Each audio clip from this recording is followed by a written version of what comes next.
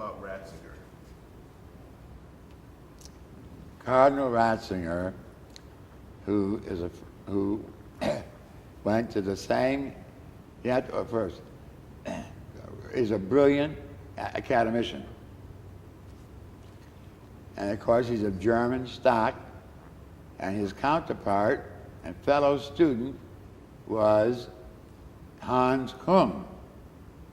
So if you ever want to get people coming out of the same matrix, ending up on opposite sides of the continuum, compare Joseph Ratzinger and Hans Küng, both of whom were students, and later on Hans Küng was a professor at the most famous university of scripture scholarship in the world, the University of Tübingen.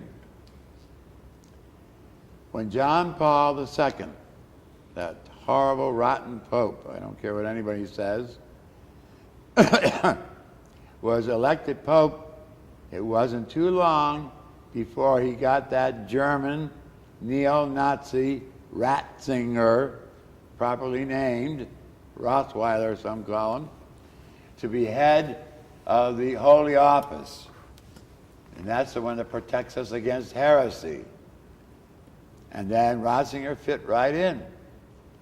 He blew away, he suspended, he investigated every liberation theologian in South America.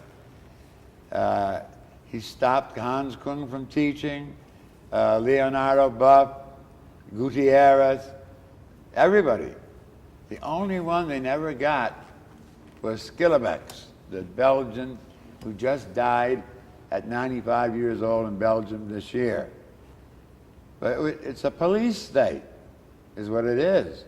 And we laugh or make fun of the mullahs in the Islamic religion who have mosque police.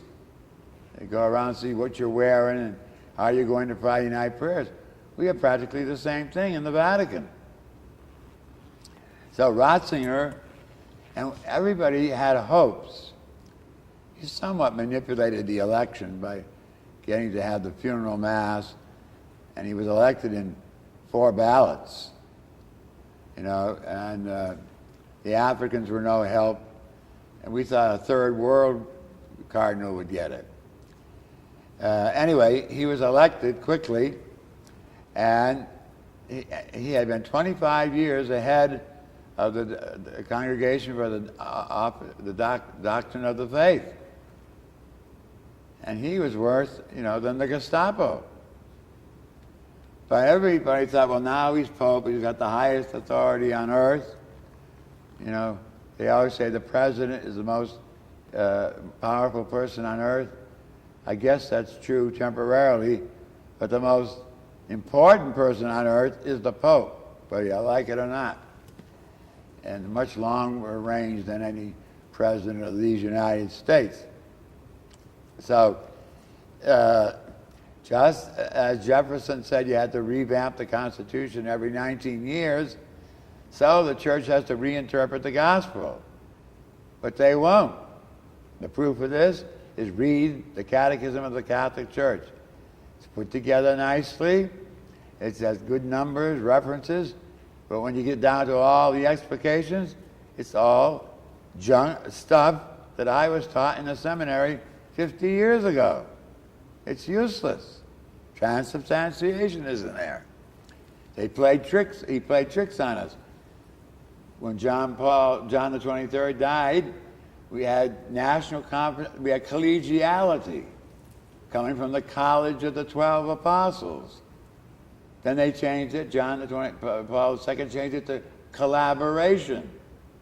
That the lay people, the inferior crowd, is to collaborate with the choice, first-class crowd, the clergy. Well, there's no clergy and laity in Jesus' religion, faith. So that was one trick, So Ratzinger, but when he got elected Pope and at the top of the pyramid, and there's nothing more pyramidal than the Roman Catholic Church, it's the biggest pyramid in history, modeled after the Roman Empire's tax collecting and military systems. which kept it the most longest existing empire in history, we thought that his intellectual ability and trying to be a servant of the truth, which he perhaps honestly thought he was, would save him from power drunkenness. But it hasn't. He is more power drunk than John Paul II. I'd rather have, we all were so happy when John Paul II was elected Pope, because it broke tradition, small t, 455 years of Italian popes. If we could, I'd buy an Italian pope. So we wouldn't have this doctrinaire, dialectic, absolutistic, traditional type of Catholicism that Benedict is trying to spread. Imagine trying to bring back the Latin Tridentine Mass, which has theological errors in it. So we thought he would be safe from that. He succumbed right to it. His first talks are about Europe. Europe is dead. Euro or no euro. The Catholic Church in Europe is dead unless some new St. Francis or St. Dominic comes and revives it. Sell those cathedrals. One lady said that on public broadcasting. Sell the Vatican. It's got nothing to do with the Petrine principle.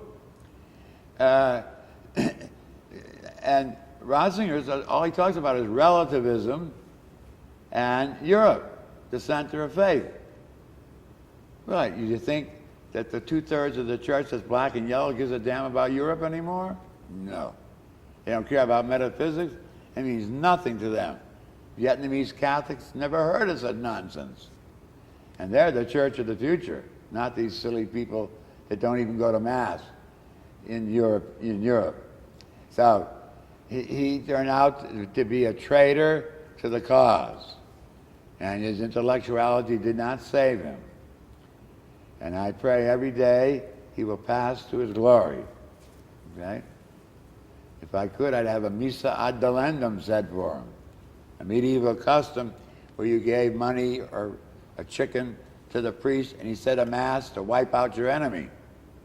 So I'd love to have the guts to have a missa ad delendum said for the death of Benedict XVI. He's just a wonderful man, a rotten pope. And John Paul II was worse. And the press loved him. That's what silly judges they are. And people thought he was wonderful. He was a traitor to Jesus, in my mind. And it's tough language, but I mean it. What he did to the church. Amen. I'm going to get arrested when we sell this. You're going to get shot. I know it, but I love it. Oh, man. Okay. The truth is the truth. That's true. All right, what I want to do, I think that's enough for today. Is it? What I want to do, I want you to just kind of sit there.